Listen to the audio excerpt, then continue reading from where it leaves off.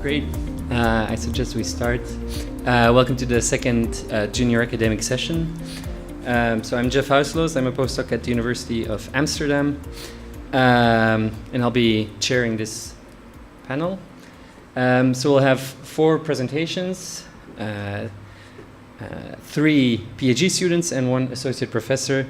I'll just quickly introduce them now, and then the format will be that they each take maximum 15 minutes to present their paper, and then at the end there'll be some time for Q&A.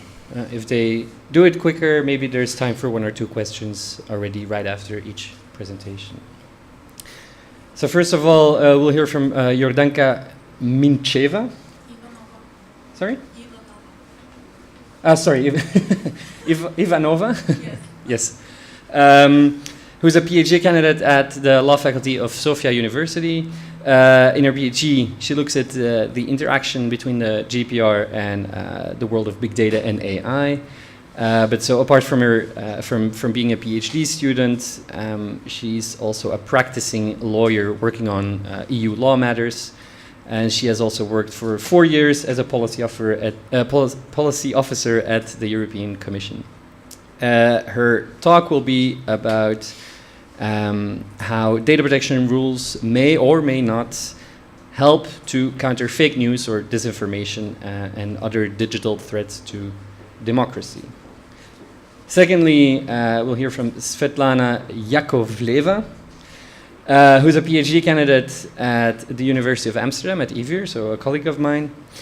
She writes her PhD on safeguarding the EU's autonomy to protect the fundamental rights to privacy and the protection of personal data in international trade agreements. And she's also a multitasker, as she combines her PhD as well with a position in one of the top law firms in the Netherlands, where she's in the cybersecurity practice group. Her presentation will be about the ambiguous concept of protectionism and if privacy and data protection rules could be qualified as such in the context of international trade.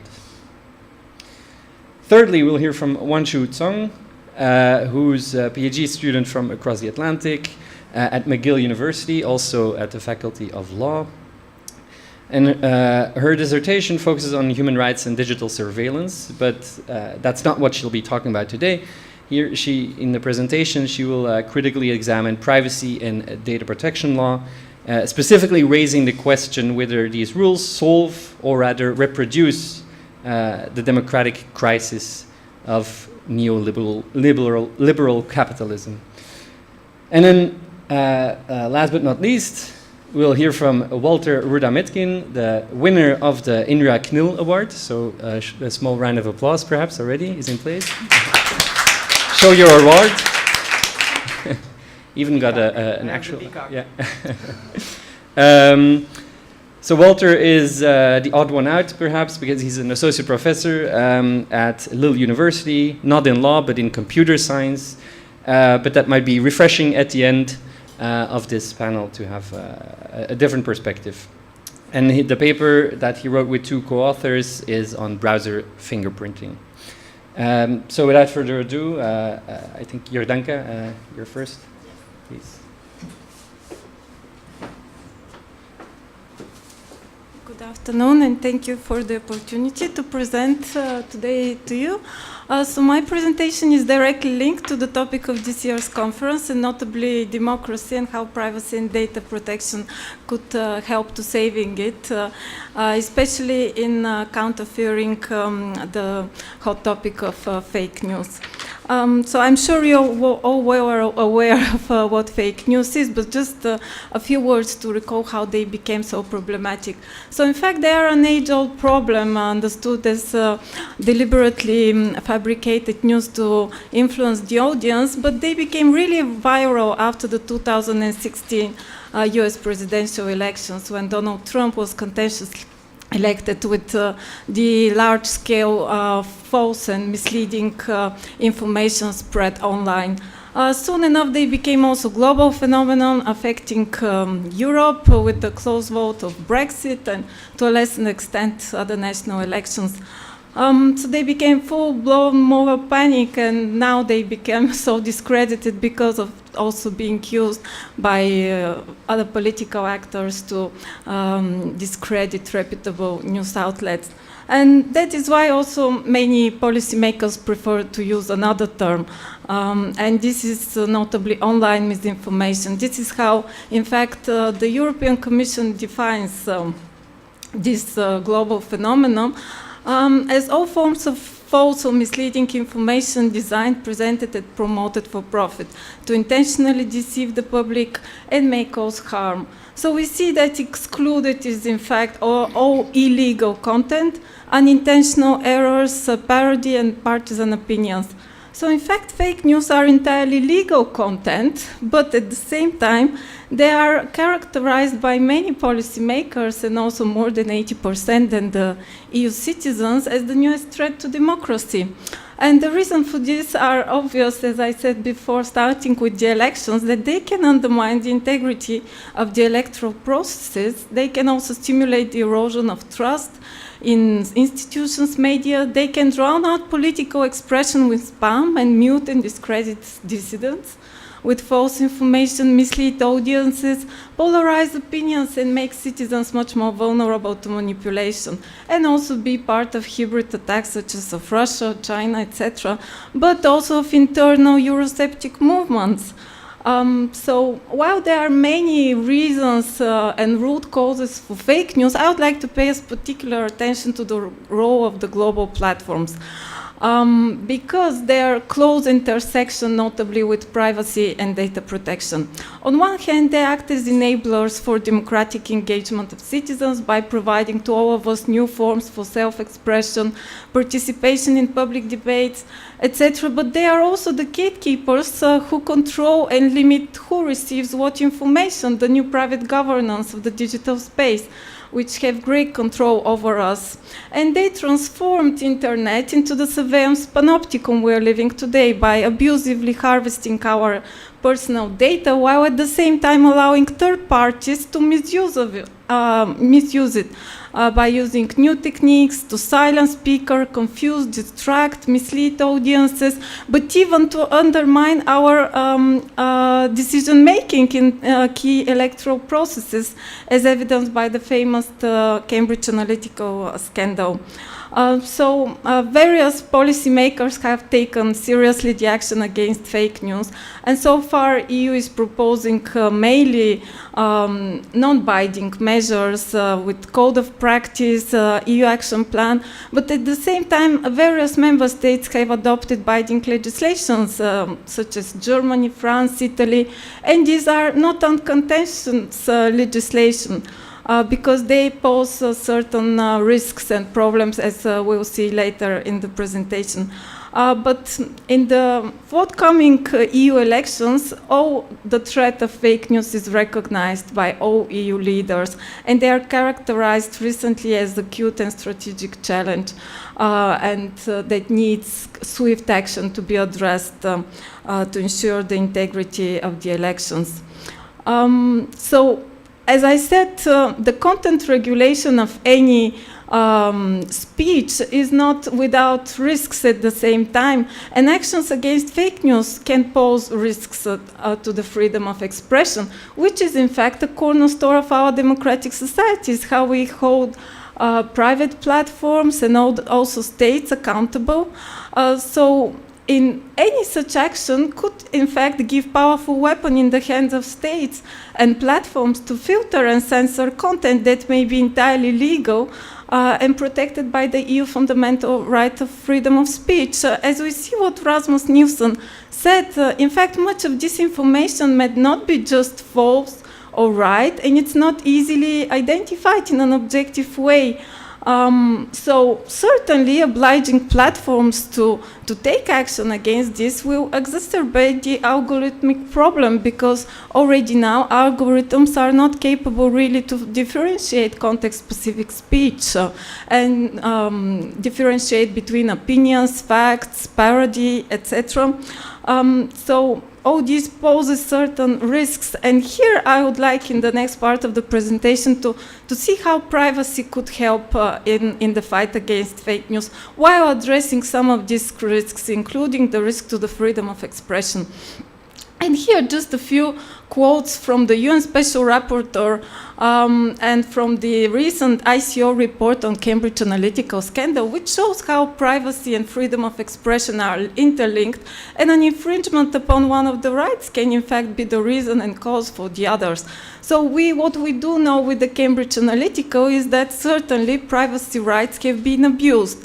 And this shows how the misuse of the personal data online can be decisive about how severe or marginal are in fact the impact of fake news on all of us as internet users. So here is where GDPR and also I examine in my research paper the draft e-privacy regulation could really help to address the problem. So starting with the GDPR, we must say that fake news are personal data when they concern a particular individual. And this has been confirmed both by the ECJ in a ruling and also in the Working Party 29 guidelines. So then it comes the question how far GDPR would apply when we share fake news or when we post on social networks. And GDPR clearly says that it's not applicable to purely household and personal activities, but is applicable to the controllers and processors who provide the means for it. So the global platforms would be subjected to all principles and obligations on the GDPR.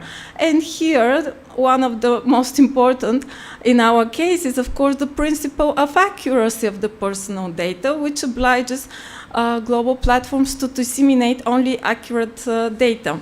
And this obligation, and yes, in general, GDPR, I argue that this is in a way, albeit with different scope and purpose, it could help also in the fight against fake news by ensuring the accuracy of the personal information transmitted to the platforms.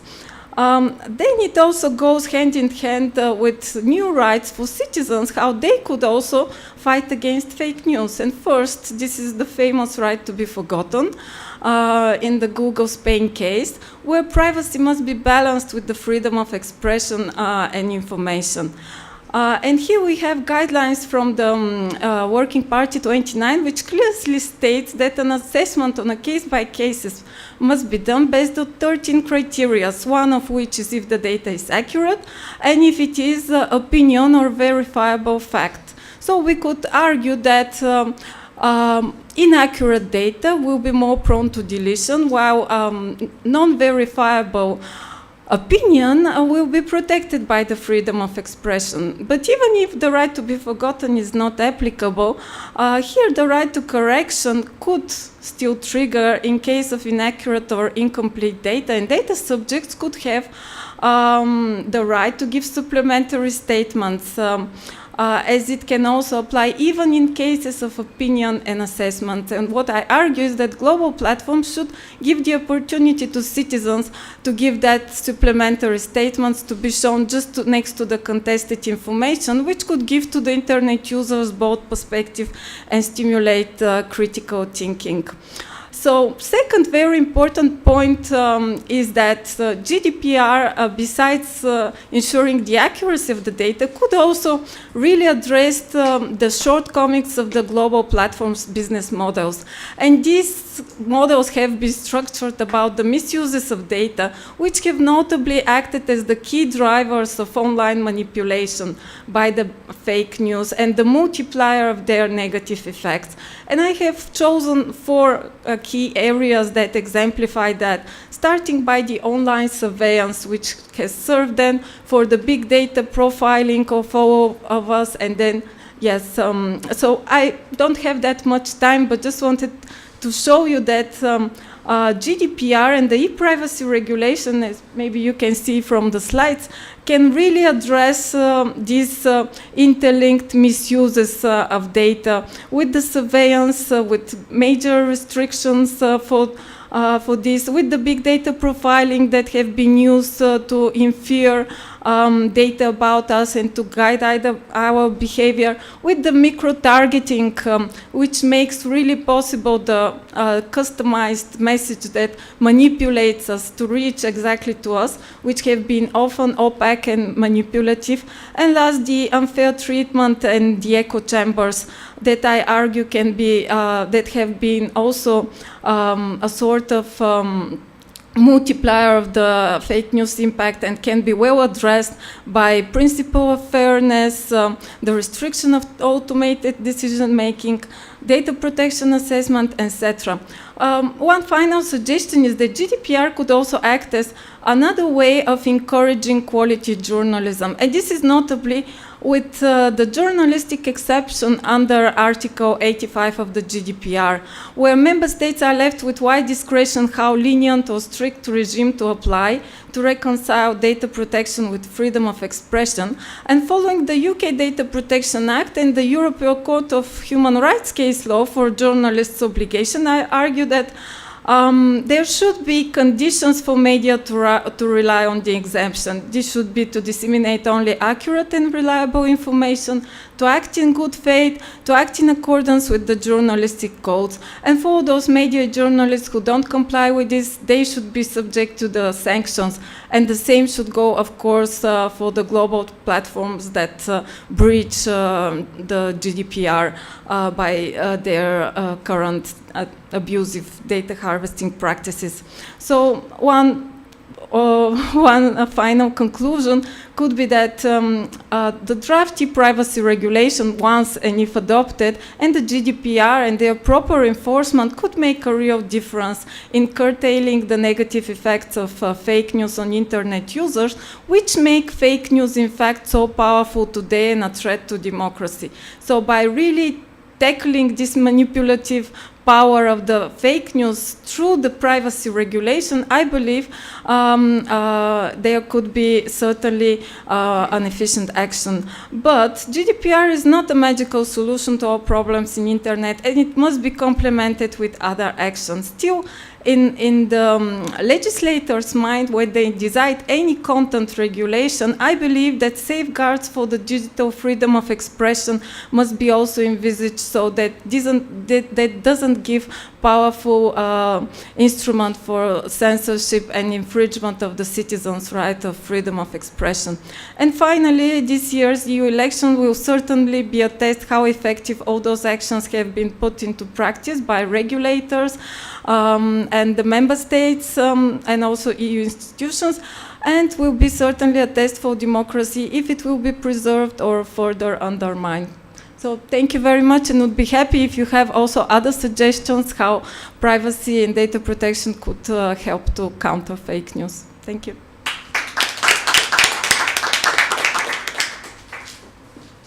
I suggest we move straight on to the next speaker, unless there's a very short burning question that cannot wait. All right.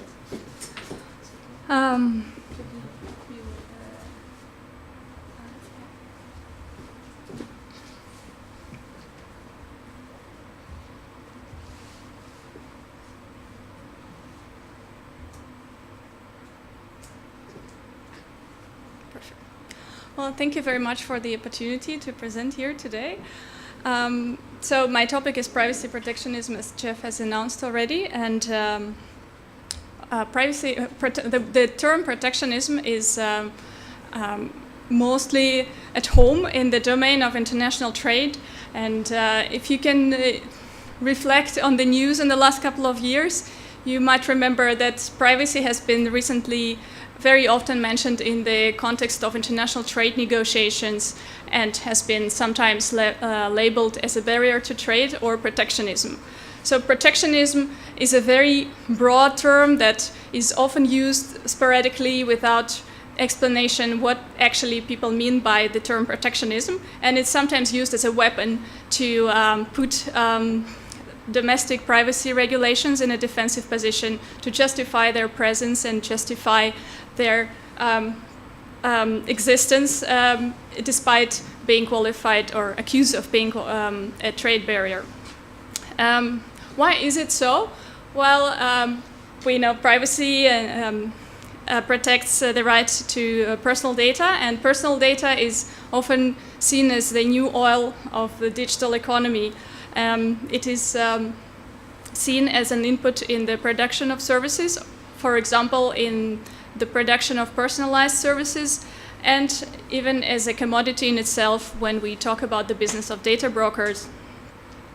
International trade's main goal is to liberalize trade in services and goods, and the main principle upon which the body of trade rules is based is the principle of non-discrimination. In legal rules, it translates in the principle of most favored nation treatment and national treatment, which both tackle discrimination between either domestic and foreign providers and services or different foreign providers of services. But in the EU, personal data and the rights to privacy and the protection of personal data are not merely seen as commodity. More importantly, the right to privacy and the right to the protection of personal data are fundamental rights, which are seen as values in itself, and the EU has made it clear several times that we're not ready to compromise our fundamental rights for the sake of trade benefits and gains. The EU aims at a very high level of protection, effective and complete protection, as the Court of Justice has said several times in its judgments. And one might ask, what is the relevance of this data protection framework to international trade? Because any company that operates in the EU has to meet this high standard, no matter whether it's a foreign company or a European company. However, there are several issues. For example, if we look at the recent decision of CNIL on Google, a part of it is focused on whether the one-stop shop mechanism applies in that case. And the conclusion of the CNIL was that no, this one-stop shop mechanism does not apply because the decision-making on the processing of personal data by Google is very dispersed, and mostly these decisions are made by Google LLC in the US. So basically, the upshot of this conclusion is that first, CNIL claimed jurisdiction over Google, and second, that any data protection authority in Europe can go after Google and start an investigation. So the question that arises, is this discrimination? Is this a barrier to trade, and is this protectionism? Another example is the EU restrictions on cross-border transfers of personal data, where countries get different treatment depending on whether they have an adequacy decision or have no adequacy decision. Is this a barrier to trade? And is this discrimination and protectionism? These are big questions, and these are the questions that are often raised in trade policy negotiations, especially on cross-border data flow provisions in the trade agreements. So as I said, the term protectionism is all over the place, and it appears in academic and policy research, and it's also actively used by the European Commission and trade negotiators in their statements. For example, in the academic article by Anupam Chandra and Owen Lay, the authors insist on data protection without protectionism, and the US authorities, trade representatives often hint that European privacy protection rules are too high and are potentially protectionist.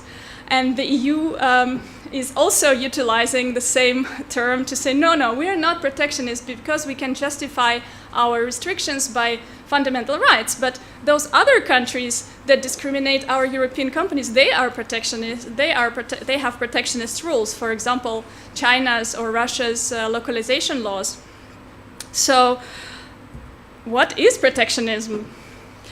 Well, there is no, despite the fact that this term is as old as is international trade and economic theory of international trade, which goes back to Adam Smith, there is no clear definition of protectionism, but there is a lot of literature on protectionism, and this term has been used since a long time also to advocate for new and more sophisticated trade rules, and to curtailing more and more of domestic regulation autonomy to regulate.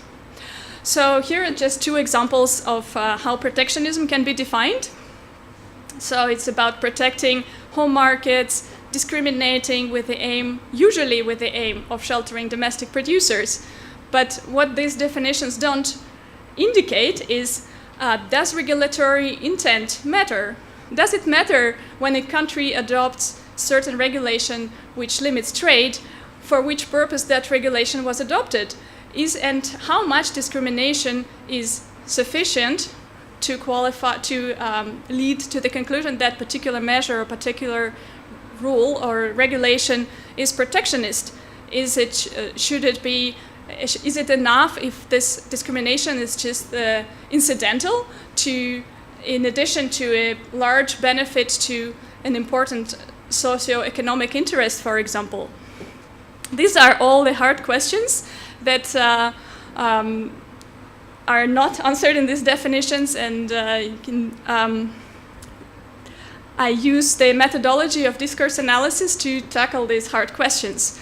So discourse is a very fancy term, but you can think of it as a narrative, or in the fancy modern term as a bubble. And very often the discourse coincides with the boundaries of a particular discipline. So it's important that the discourse is always based on certain values and uses certain methods to arrive to particular conclusions, and uses also the certain normative anchors to define terms.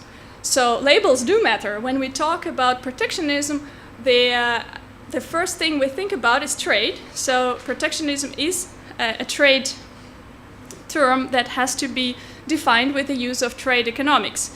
And that's where I go next. And in trade economics, I define two separate discourses. First, classical and neoclassical economics of trade, and second, the political economy of trade. So even in the economic discourse, the definition of protectionism has been quite, has changed, evolutionized over time. So for example, in trade economics, there is a presumption that freer trade is more efficient than regulation, but in certain cases, regulation is not protectionism if it, for example, helps to enhance efficiency, such as, for example, the new trade theory of protecting infant industries, or if it pursues an important public goal, for example, national security.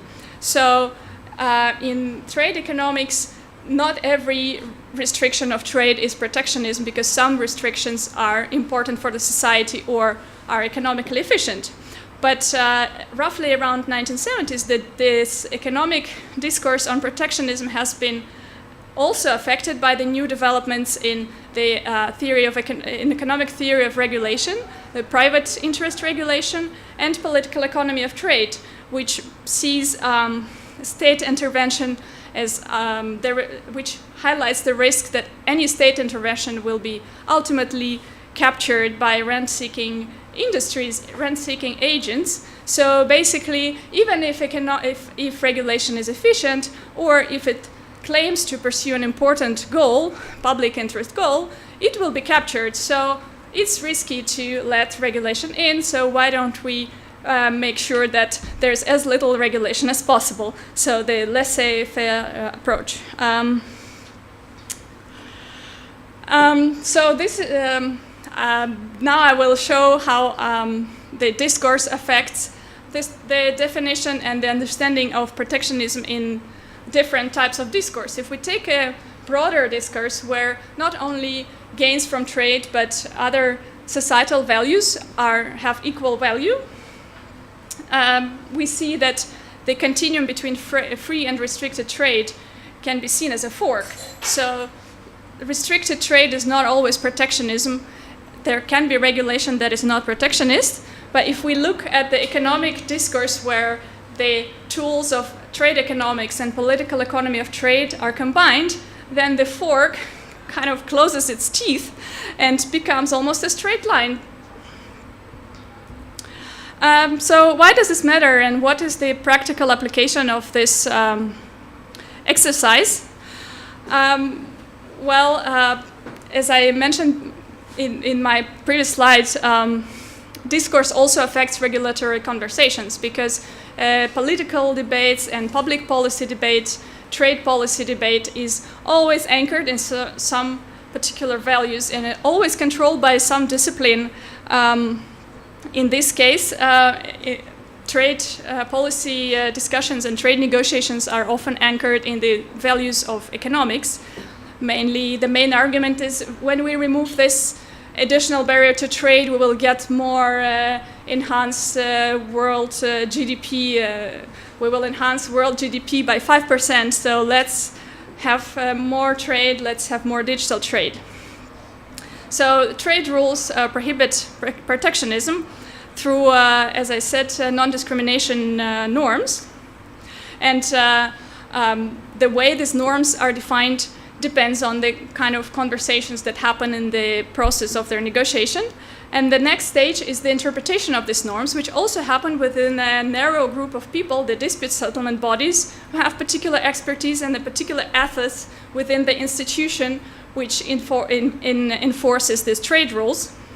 So in the definition of violation of trade rules, discrimination principles, regulatory intent doesn't matter, at least doesn't matter in the WTO. And the next step, when the violation has been established, we consider the exceptions, whether this violation can be justified based on one of the exceptions. For example, the General Agreement on Trade and Services, the GATS, has an exception for data protection. However, not all data protection laws pass that exception because to be able to justify a violation of trade to protect privacy, you need to justify the necessity of these data protection rules. Necessity is interpreted very narrowly right now by the WTO dispute settlement bodies, which does not allow much autonomy for the countries to choose the normative goals of their protection. The main benchmark is whether it is least trade restrictive or not. So I will skip to my conclusion because I don't have enough time.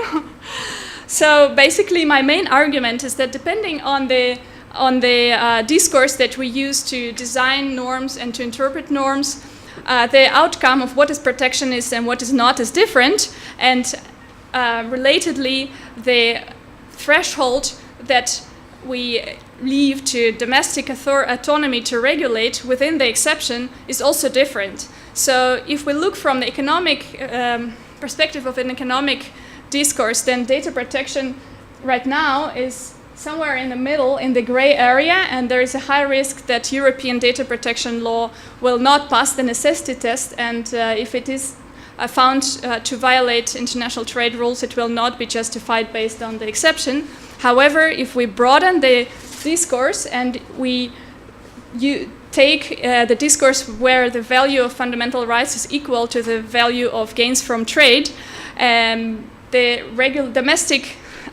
we can broader domestic autonomy to protect privacy and the right to data protection as fundamental rights, and the threshold and the exception has to be broadened. So instead of necessity, we can use, for example, a reasonableness test. Thank you very much. I don't know if there's time for questions, but maybe a burning question, or do we go straight to the next presentation? Very quick. All right. I think it's likely, but you mentioned how the challenge as a well, I don't have a crystal ball, but I think it really depends on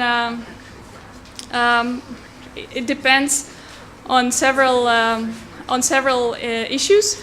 Well, first of all, it depends on how the negotiations on the current trade agreements, on the new trade agreements that the EU is currently negotiating will go, if the EU will allow the cross-border flow provisions with certain countries that are most interested in those provisions. So if the rules will not change as compared to now, I think there is a higher chance that they will be challenged. But if the EU will give up and include the free cross-border flow provisions in the trade agreements and very limited exceptions, then probably those countries that are not happy with the current situation will not bring this up in the dispute settlement.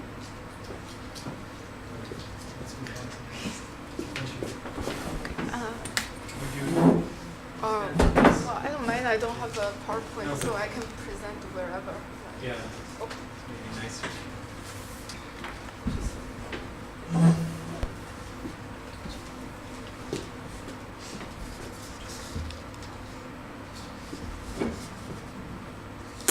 Hi everyone. Thanks for having me here. Can you just close this? Sure.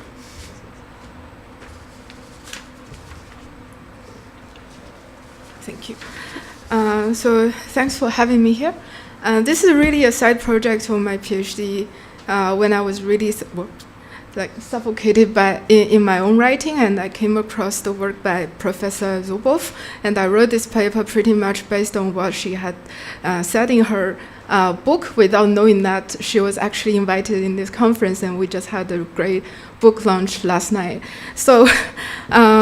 Since I'm still here, so I'll still talk about this paper, but probably I'll approach the paper differently by sort of thinking how her work and my take on from her work would provide a different or maybe a new perspective for critical assessment of the current data protection and privacy regime, and mostly the GDPR.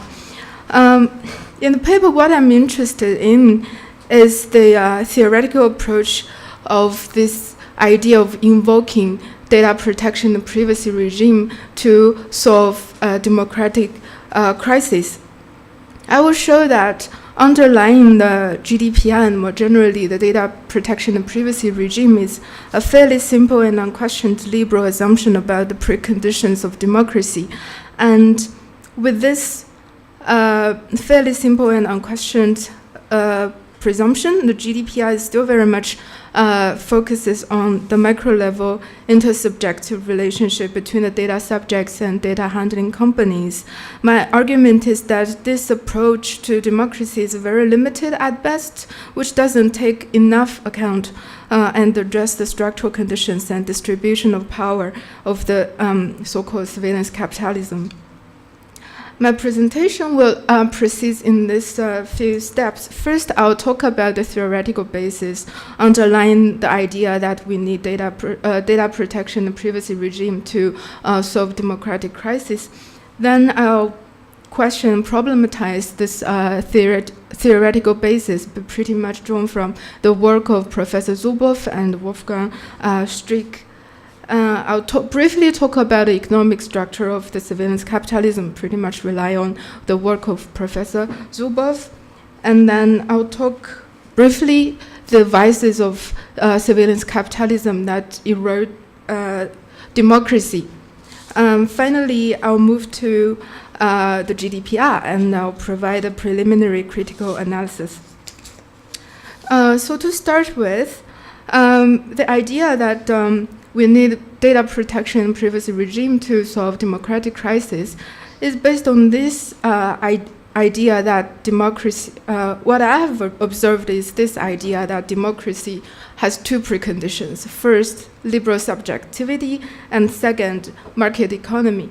For the first one, liberal humanism seems, well, to me, quite obvious, underpinning the European data protection and privacy regime. We all know that privacy and data protection rights are fundamental rights in the EU Charter of Fundamental Rights, and a cardinal principle of data protection law is the idea of informational self-determination. The idea is that the right to privacy and to data protection are considered as conducive to the protection and promotion of human dignity and self-development. They empower individuals to participate in social and political affairs, which are necessary conditions for sustaining a democratic society. So the connection between privacy and data protection on the one hand and democracy on the other is established. The GDPR exhibits this liberal humanist approach to data protection by giving data subjects a series of very detailed rights, and also give data subjects legal avenues to exercise these rights vis-à-vis data handling companies. This approach is pretty much in line with its predecessor, and many scholars were already skeptical about whether this liberal humanist approach is can be effectively realized in the big data age. So, how to deal with the so-called consent fallacy or privacy paradox, or how to make rights not just paper dragons have been heavily discussed. So one crucial thing is that we need to address issues, in addition to giving individual more rights, the structural asymmetries in terms of the knowledge and control over information technologies and infrastructure that produce data and generate capital values. So for the second precondition, market economy, the idea is that market economy is necessary, no, not sufficient condition for democracy. And there is also this seemingly self-evident parallel between individuals as consumers in a market economy and individuals as voters in an electoral democracy. Relating the European data protection law to this widely shared belief, we're reminded that the development of the digital economy and EU digital market is an equally important objective of the GDPR. One major reason for adopting the GDPR is actually that its predecessor, the Data Protection Directive, was inconsistently implemented through the EU, which created considerable legal uncertainties for the companies to comply with, which also impeded the development of digital market and digital economy in the EU. So the GDPR addresses this problem by directly imposing data protection obligations on companies and create cooperation, coherence mechanism at the EU level. And also the enhancement of individual data protection in the GDPR serves another intermediate value, that is to strengthen people's trust in data handling companies' activities, which is needed for a fast-evolving digital economy. So to wrap up quickly, the two preconditions are widely accepted, but the problem is that they need probably a lot more closer examination because they are both fairly vague and abstract. So here I come to my second part, that is to problematize the theoretical basis and pretty much drawn from the work by Wolfgang Strick and Professor Zubov, their work on the 20th century political economy, and it's also a very much European-centric or Western-centric narrative. The idea that at some point market economy, democracy, and individual subjectivity conjoin has specific historical social conditions. In the period of individual capitalism, a very delicate positive feedback loop was gradually developed. It is this reciprocal interdependence between the masses and the capitalist economy. The working class provide the labor and also consume the product. And the institution, the political and the legal institution also have to adjust the needs of the working class, which slowly leads to democratization.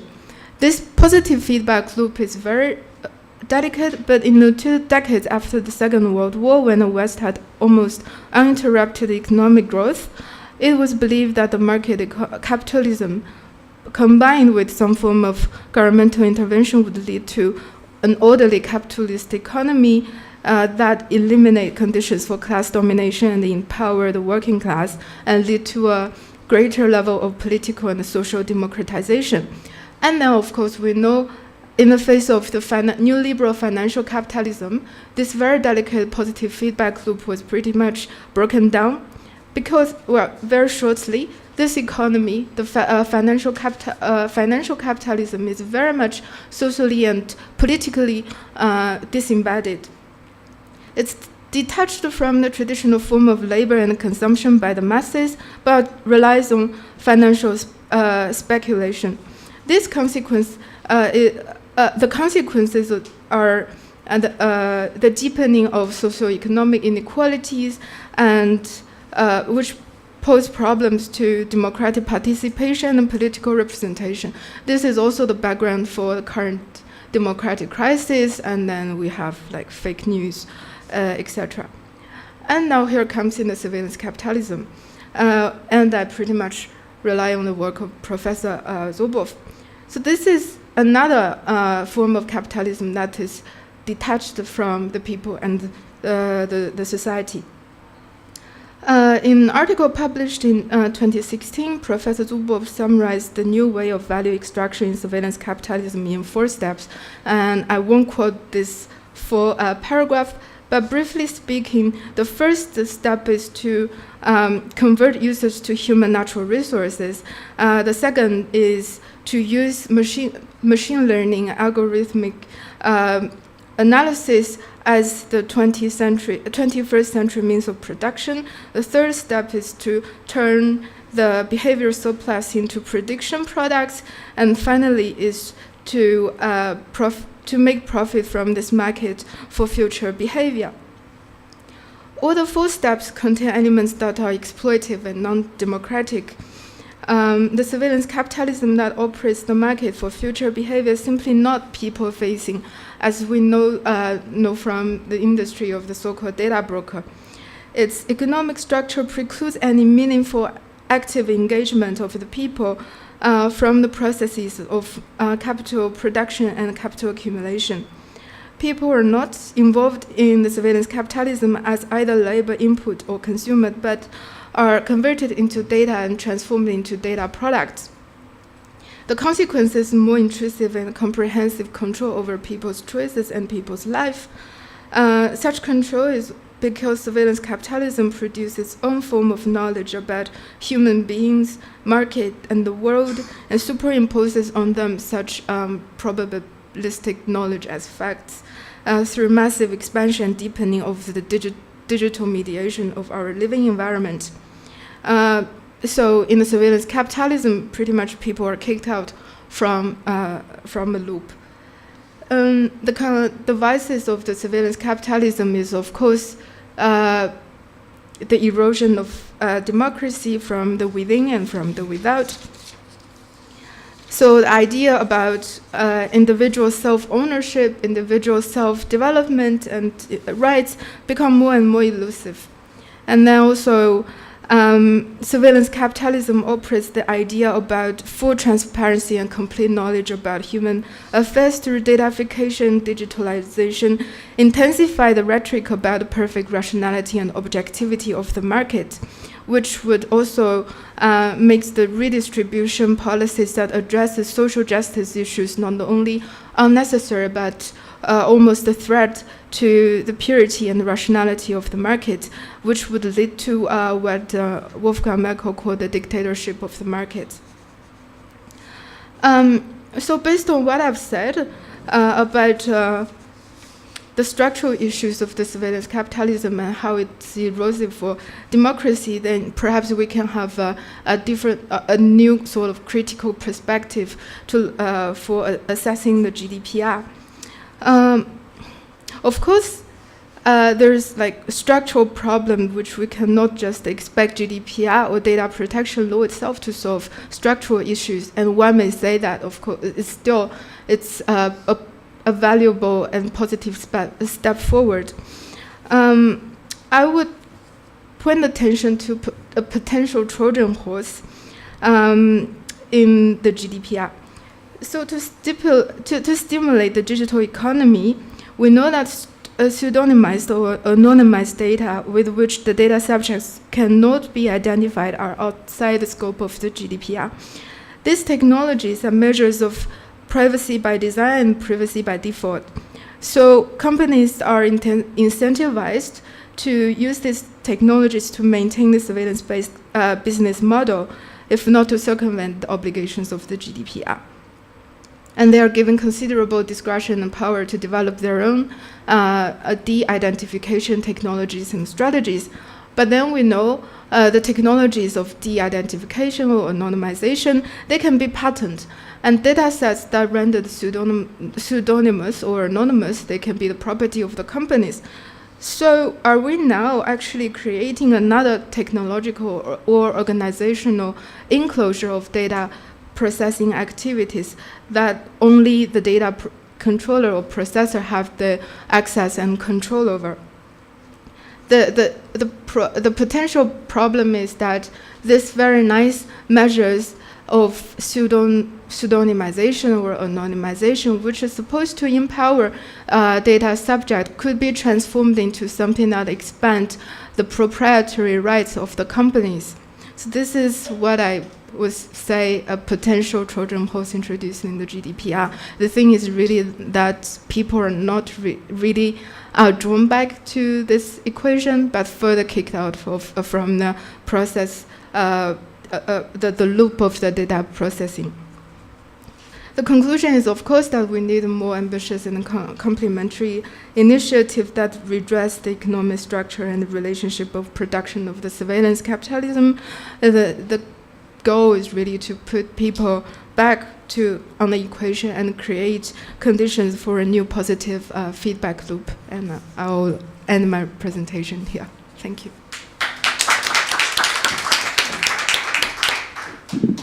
Question? Just to speak up. Yeah, McGill University of Zurich.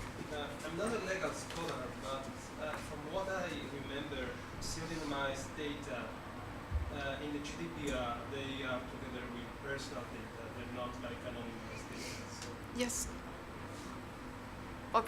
Yes, totally agree. You were treating them together in your last arguments. You were saying anonymized or pseudonymized as if they could belong to the same legal category. Well, of course, you are totally right. I realize there are two different categories. The idea is that no matter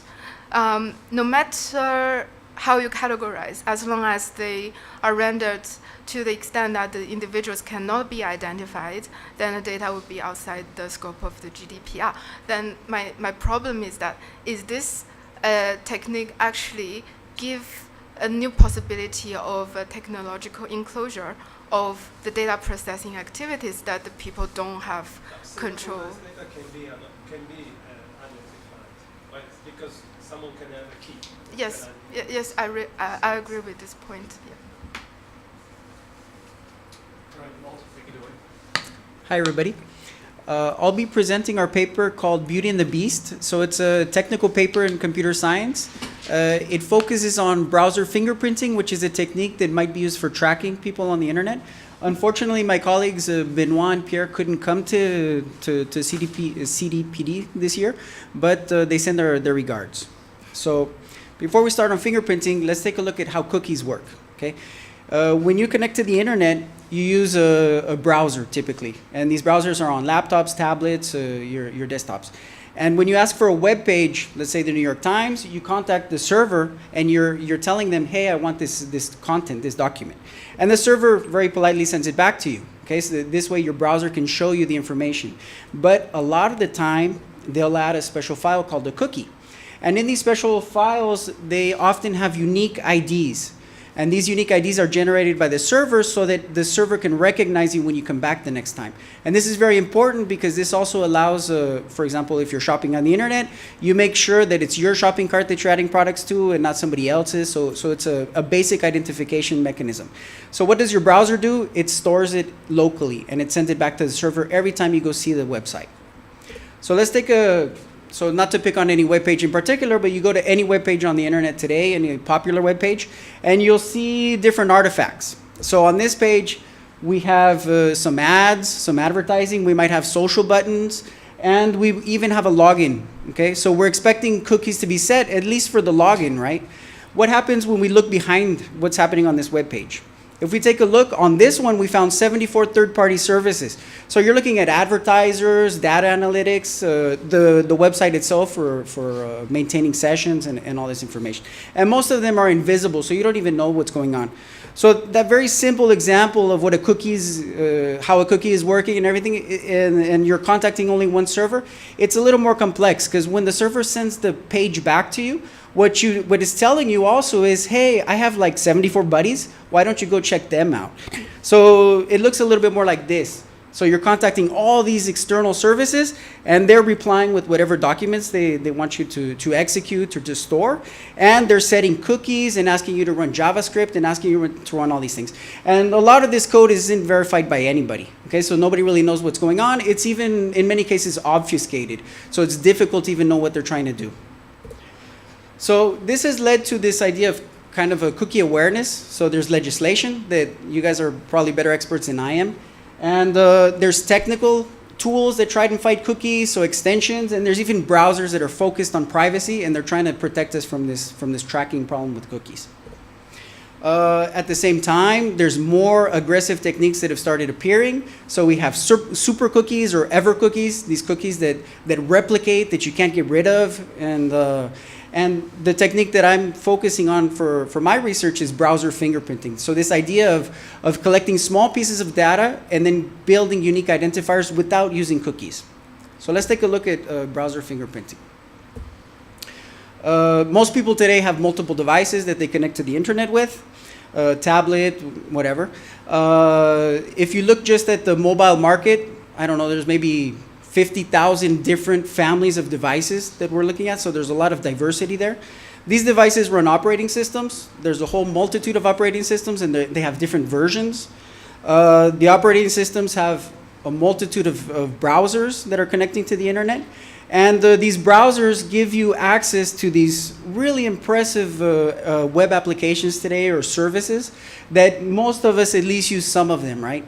And these services rely on these new technologies that have been developed, which are typically HTML5, JavaScript, or CSS, okay? And what we're doing is we're looking at all this diversity right here, and we're gonna pick little pieces of information, and we're gonna create a unique identifier with that information.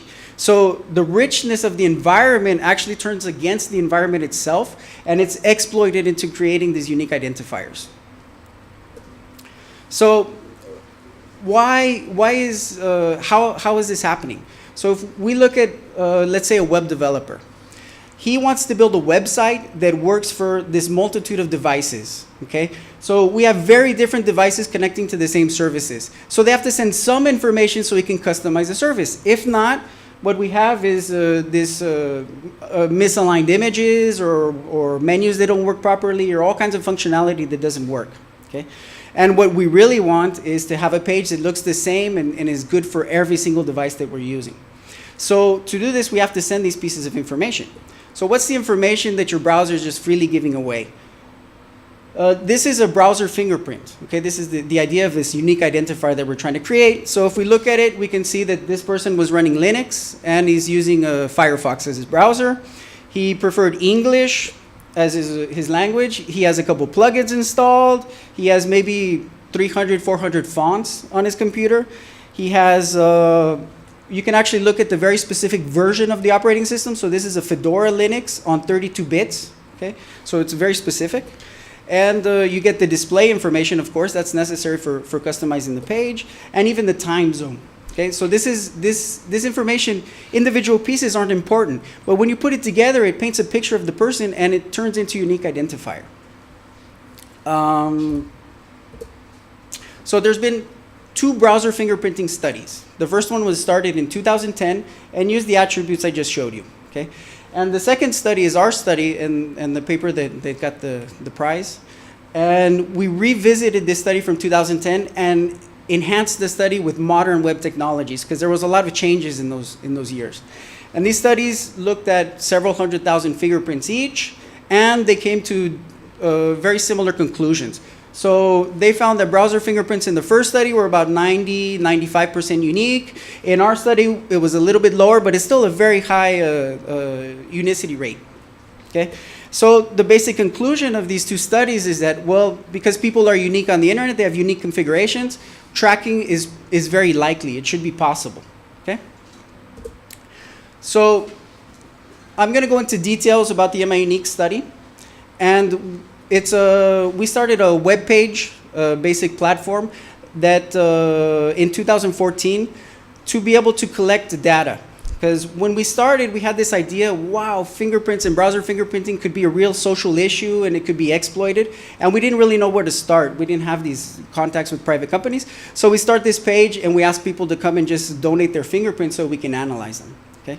And this page, little by little, turned into a very, very large research project in our team.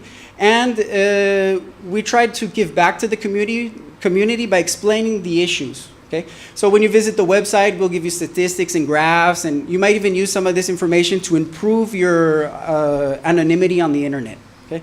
So today we have the websites and browser extensions, multiple papers, and 4 ongoing PhDs and 1 that recently defended last year. And I'd like to kind of focus, because as computer science researchers, sometimes it's very difficult. We have these sometimes good ideas, sometimes maybe not so good ideas. But just to get the ball rolling in a project of this size, it's very difficult. So we've been working on this project for about 5 years now, and we collect about 10,000 fingerprints a month. Okay? So a lot of manpower, at least for a research team. If we compare it to Google, Google put out a paper last year, maybe 2 years ago. They collected 52 million fingerprints in 2 weeks. Okay? So the size is kind of an issue, you know? So out of this semi-unique project, what was the first finding, the main finding that we had in the study in 2016, was that mobile fingerprints, mobile devices have unique fingerprints too. And this was actually very surprising to us. We figured that most people can't customize their browsers on their telephones too much, unlike desktops where people really put in some effort and have extensions. But the mobile landscape is so fragmented with different types of products that these become unique identifiers in many cases. So we're looking at high uniqueness, but the attributes, the different things that are giving this uniqueness were different between mobile devices and desktops. So I'm going to go over these attributes. This is the user agent. Remember I said this person is connecting with Firefox, and he's running on Linux.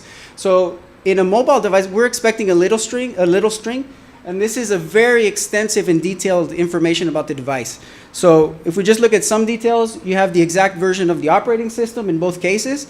In one case, you know that this user is using Verizon. Why does a website need to know that you're on Verizon, you know, your carrier?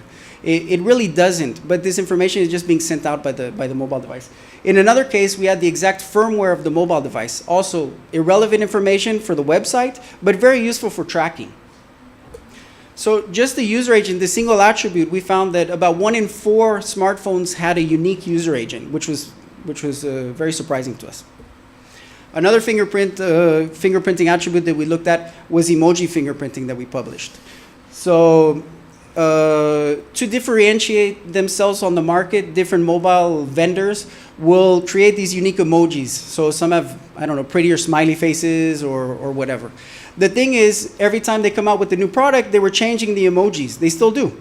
So we have these families of emojis. So all we have to do is ask you to send us one of your emojis. We look at it, and we know what operating system you're running. Okay? So even if you try and hide some information, it's still extractable through these side channels. A third, and this one hit the news a lot, is called canvas fingerprinting. So canvas fingerprinting is, we send you some text, maybe a couple instructions, so you draw a square or a circle or something, and we add the emoji. Okay? So we send you this in a text form, and you convert it to an image on your computer, and you send it back to us. And in many cases, there will be pixel differences in these images. I have a series of them here. There will be differences because you used a different font, because your graphics card is different, because you might be running an Intel processor or an AMD processor, or because you're on Chrome and not Firefox. So this really fingerprints and it extracts information from multiple layers on your computer. Okay? And as you can see, many of them are very different. And in many cases, your computer will generate, depending on your configuration, a unique fingerprint, you know, a unique image. So these 3 attributes were really, our findings were that they were adding so much uniqueness and making mobile fingerprints unique. And that was the main conclusion of our paper in 2016. So what have we done since 2016? So in the last 2-3 years, we said uniqueness is one thing, but how often do these fingerprints change? Because many people, they install new software, they update their computer, browsers update automatically. So we looked at, is this uniqueness enough to be tracked? Okay. And interestingly enough, in the 2-3 years that passed from the first study, things improved a little bit. So we actually found that there's about 20% of browsers that aren't easy to track. And this is because people buy, for example, the same device, and they don't customize it very much, or maybe the devices now have some protections, protecting them from this from being tracked. Many fingerprints we can track for very short terms, just for example, a couple weeks, and then maybe they update something and we lose track of them. On the other hand, there was about a quarter of the participants in our study that had very discriminatory fingerprints. And these fingerprints were so easy to track because they have maybe a weird plugin, or maybe some extravagant operating system, or maybe they're using a different device, okay? And the funny thing is, in this percentage, the people here tend to customize their devices more, and many of them are very privacy oriented. Okay? So it's the people that are trying to hide from cookies and privacy and all this that are the easiest for us to track through fingerprinting in many of the cases. So another study we ran last year was how good are the defenses for fingerprinting. So in the top I have a standard canvas image that I showed you before, and on the bottom there's a defense extension. So you can see that it changed the image. Okay? So it's sending this blurred or fuzzy image. It moves some pixels, maybe even changes some colors. So the defense was actually pretty bad. They added a randomized noise to the image that we were able to extract. They only generate the noise once at install time, so the extracted noise became a unique identifier itself. So now we know you're using a not very popular defense tool. We also have a unique identifier that is just about as good as cookies, and so it's really counterproductive. So our conclusion in this paper was exactly this. Most of these solutions that people are trying to install, because there's a percentage of the population that cares about privacy and they're looking for these extensions. If they're not done right, they're counterproductive and make the situation worse.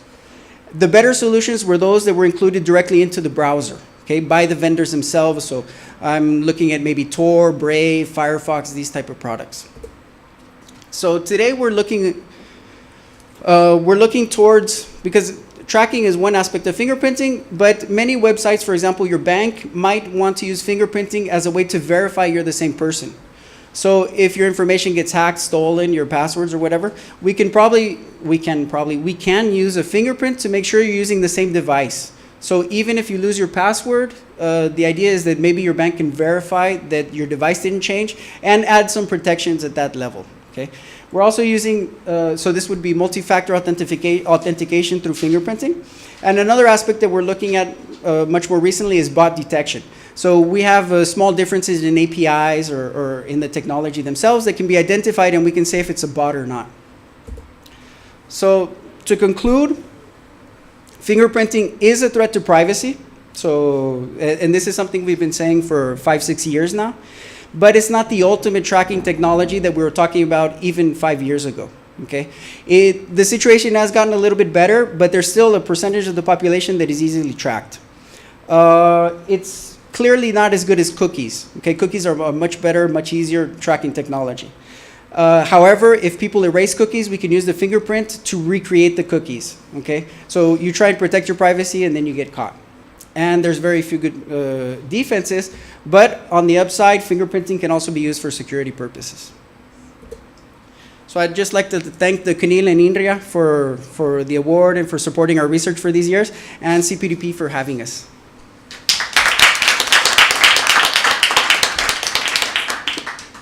Questions? Yeah. Yeah, so great paper. Just one question. That roughly 80% figure you gave based on your research, that is the proportion of people who are unique, with a unique fingerprint. But I guess there will be people such that there are two of them. These people will have some degree of key anonymity, but not that much. I mean, I can make guesses that will be 50% right about them. So is that something you consider? Is there any way to measure that too? So the main issue is collecting quality data that would let us do this. we need a study where we have access to some place that people log into. So it gives us a ground truth on the data. We don't have this today. So we are looking at maybe 20% that is very difficult or close to impossible to track. Among those people, when we cluster them into sets, the sets are very small. So even if they're not immediately trackable, we have a good idea of who they are anyway. So I agree with you. I don't know, I'd have to look at the experimental setup to actually verify this information. It's not an easy thing to verify. Does that answer the question? Other questions? Yes, thanks. So you said that it was difficult to defeat these techniques, but from what you said, it seems that there are some parameters, some settings which are very, very useful to re-identify people or to make them unique, and some of them are just useless. And so my first reaction would be to say, well, couldn't we have some kind of sanitization techniques or recommendations to users, for example, to delete things that you haven't used for a while, so that, I mean, you don't lose anything and you are less trackable. Yeah, absolutely. So when you visit our website, we give percentages that indicate how common some of the attributes are. So if you have a very rare plugin and you see it's in a low percentage, you should erase it. We've looked into recommender systems that try and put this into place for the user. They're a bit difficult, and we haven't had the time to really put effort into it, but I think it's something that's possible. Maybe more importantly would also be talking to vendors. Until very recently, they weren't interested in improving the privacy aspect of most of their technologies. But if they also started putting in controls and reducing the amount of information that is coming out of the browser, it would also be very helpful.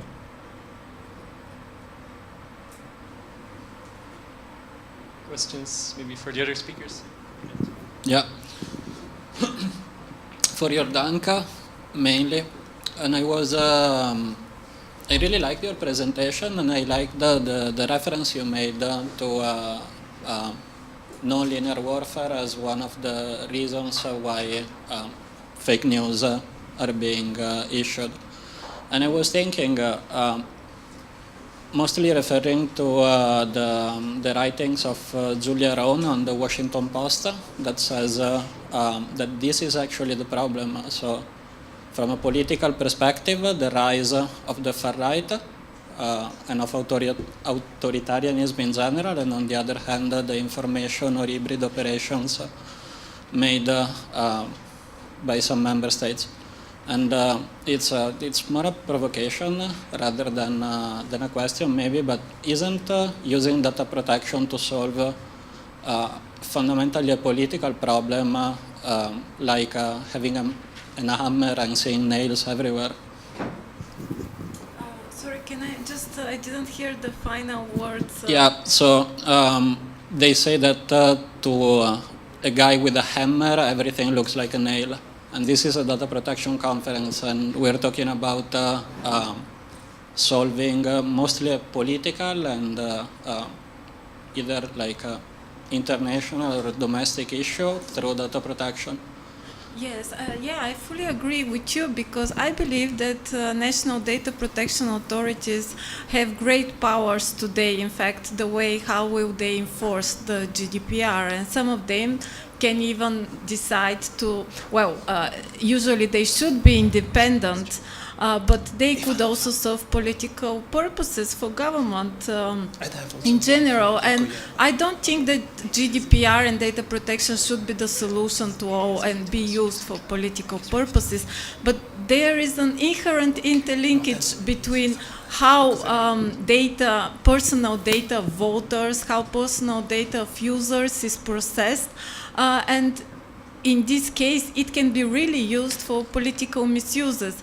So I think when there is this cross line which goes really into interfering political processes, political elections, there can be a reason for GDPR to step in and to tackle the issue from the data from really the legal data protection perspective.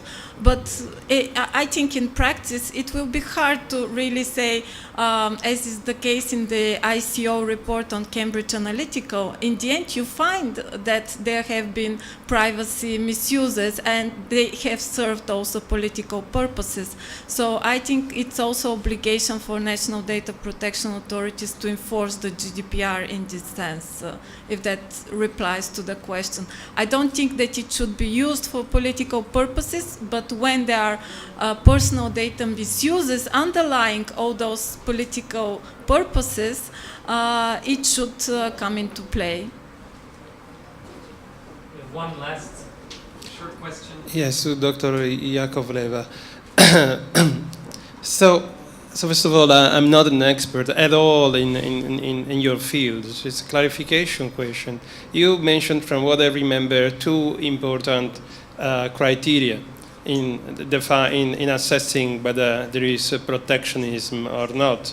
One has to do with basically if you want to defend the justifiability of some sort of protectionism or protection, in that case, one will be the balance of trade benefits versus some other kind of social goal, and the other will be the idea of necessity. That is to say, you cannot achieve the same social goal with a means that is less an infringement of the exchange of the trade between the different countries. But you mentioned that for the first one you have this fundamental rights versus benefit of trade, and to me that looks like the easy one, because basically it's really a matter of the definition of rights, especially fundamental rights, that they trump utility considerations. My suspicion is that the necessity versus reasonableness idea that you mentioned, that will be really difficult to assess and define, and how to progress in this definition. So what is your opinion about that? Thank you very much for your question. Well, so it's true that when you put fundamental rights next to gains from trade in a domestic legal system like the EU law, for example, then it's clear that fundamental rights are the highest value. But when you look at the gains from trade and fundamental rights in the vertical system, meaning that the European Union is a party to WTO agreements, and international trade law is binding on the EU. So when the EU joins an international trade agreement, it restricts its autonomy to adopt certain types of regulation. That's when I'm saying when the EU negotiates a trade agreement, in its trade policy that informs that negotiation, it balances the two on the national level, and of course that's exactly what the EU is saying. Well, we don't compromise the fundamental rights. But what happens is that some international trade law provisions, once they are negotiated and adopted, they take a new life, because trade agreements are phrased in very ambiguous terms, like non-discrimination, for example, or these terms, they get interpreted by trade adjudicating bodies, and these bodies will decide whether certain domestic regulation that violates trade rules is necessary. So it's a bit of the problem arises when we talk about the two systems that are in vertical relation. And when we talk about balancing, actually on the trade, so we can talk about it. So yeah. Please join me in thanking the panel.